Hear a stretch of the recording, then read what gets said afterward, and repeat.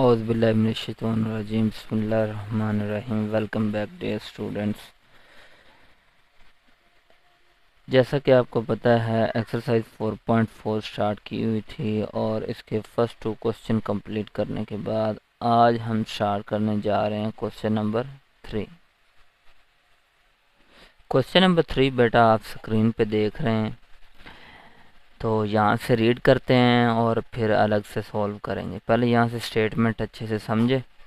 An investor, एक invest करने वाला, एक बिजनेसमैन, वो कुछ ना कुछ इन्वेस्ट करता है। Return R x in rupees after investing x thousand rupees, यानी कि वो 1000, यहाँ से एक्स से मुराद हमारे पास 1000 में वो वैल्यू हो सकती है। फॉर एग्जांपल अगर हमारे पास आंस आएगा ना एक, तो उसका मतलब होगा 1000 इन्वेस्ट किए होंगे। अगर आएगा आंस में 2 तो इसका मतलब 2000 इन्वेस्ट किए होंगे। अगर आंस में एक्स की वैल्यू आई 3 तो इसका मतलब 3000 इन्वेस्ट किए होंगे। तो वो कहता है कि ये इतने 1000 में वो इन्वेस्ट करता है और उसे रिटर्न कितना मिलता है। ठीक है, is given by an quadratic expression, ये हमें एक एक्सप्रेशन दी है। तो यहाँ पे एक्स से मुराद 1000 में वैल्यू है और आर एक्स से मुराद उसे कितना मिलता है। ठीक है, तो आगे नेक्स्ट क्या कहता है, फैक्टराइज द एक्सप्रेशन, इस एक्सप्रेशन को फैक्टराइज करना है और उसके फैक्टर बनेंगे। आपको पता है फैक्टर में एक्स की फॉर्म में वैल्यू आती है, तो वही जो एक्स की वैल्यू आएगी वो 1000 में वैल्यू आएगी, वही वो इन्वेस्ट करेगा।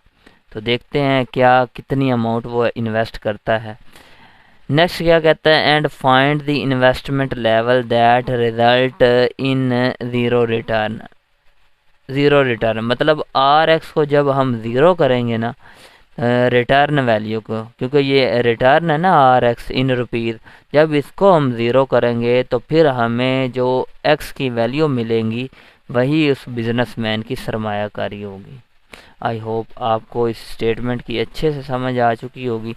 तो ये वाले जो क्वेश्चन है ना, ये एप्लीकेशन है, तो मैथ में हमारी डेली लाइफ में कहाँ पे यूज़ होती है, तो ये आप लोग ये क्वेश्चन देख सकते हैं, ये डेली लाइफ की एक एप्लीकेशन ही है। ठीक है, तो चलें अब स्टार्ट करते हैं क्वेश्चन को। क्वेश्चन नंबर 3 है बेटा, इसमें हमें इन्वेस्टर की वो रिटर्न में वैल्यू दी हुई है। ये expression R x is equal to minus x square plus 6x minus 8। तो सबसे पहले इसके उसने का फैक्टर बनाए, तो फैक्टर बनाते हैं। तो हम लिखेंगे R x is equal to, पहले माइनस कॉमन निकाल लें इनमें। जब माइनस कॉमन निकालते हैं अंदर वाले साइन चेंज करते हैं, जो प्लस हो वो माइनस में कर देते हैं और जो माइनस में हो वो प्लस में कर देते हैं। देखें ये माइनस का था प्लस का होगा, ये प्लस का था माइनस का, ये प्लस माइनस का था ये प्लस का कर दिया। अब इसके फैक्टर बना ले। फैक्टर कैसे बनाते हैं, बिल्कुल इजी है। साइडों वालों को मल्टीप्लाई करो तो हमारे पास बना 8x स्केयर। अब कोई ऐसे नंबर तलाश करने हैं कि प्लस माइनस करने से ये बन जाए और उन्हीं नंबर से हमारे पास ये 8x स्केयर भी बन जाए। तो हमारे पास 4 2 आर 8, यानी कि 4x डॉट का मतलब मल्टीप्लाई 2x करूँ तो हमारे पास आ जाता है 8x स्केयर। जैसे सेम पावर ऐड हो जाती है, x और x स्केयर बन जाएगा। इन्हीं को अब मैं क्या करूँगा, इसका मतलब माइनस का 2x लें और माइनस का 4x लें तो हमारे पास 8x स्केयर बनेगा, क्योंकि -6x बनाना है ना। अब माइनस का 4x प्लस करूँगा माइनस का 2x which is equal to हमारे पास ये आ जाएगा -6x। प्लस माइनस क्या होता है माइनस। देखें ये दरमियान वाली टर्म भी बन गई और ऊपर वाला ये 8x स्केयर भी बन गया। इसका मतलब इस एक्सप्रेशन के 2 फैक्टर बने हमारे पास। माइनस ये ऑलरेडी चल रहा है, एक्स स्केयर माइनस 2x, 2 लिख लें पहले 4 लिख लें, एक ही बात, 4x और plus 8 R x is equal to minus. अब इन दोनों में कॉमन क्या आ रहा है, एक ये पेयर एक ये पेयर, इन दोनों में कॉमन आ रहा है एक्स।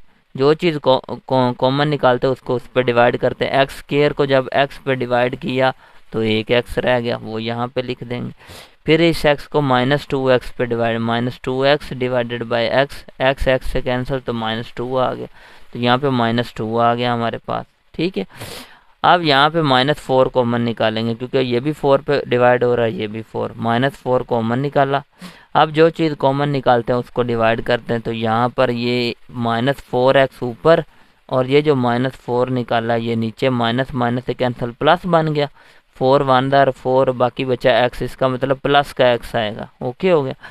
अब प्लस का 8 है, माइनस का 4 है, तो प्लस का 8 डिवाइडेड बाय माइनस का 4, 4 1 4, 4 2 8, प्लस माइनस क्या आएगा, -2 के साथ क्या आ जाएगा, माइनस आ जाएगा, तो यहाँ पे माइनस का 2 आ जाएगा। ले जी, ये इसके बन गए फैक्टर।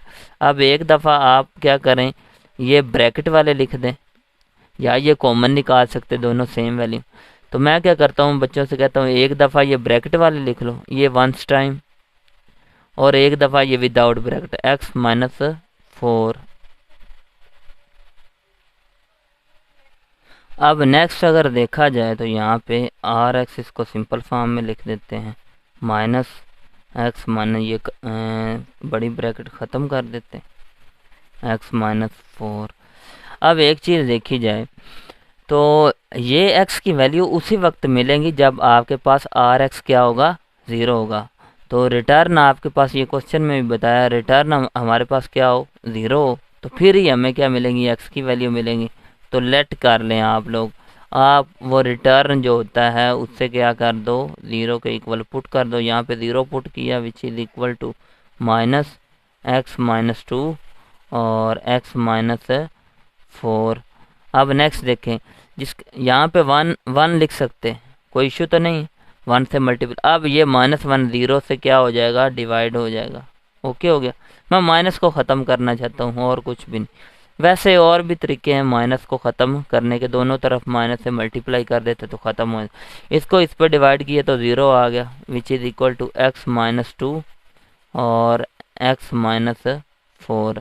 अब नेक्स्ट देखें, ये भी इसके इक्वल है और ये भी इसके इक्वल है, तो मैं इसे अलग अलग कर दूंगा। तो मैं लिखूंगा x-2 which is equal to 0 और x-4 which is equal to 0।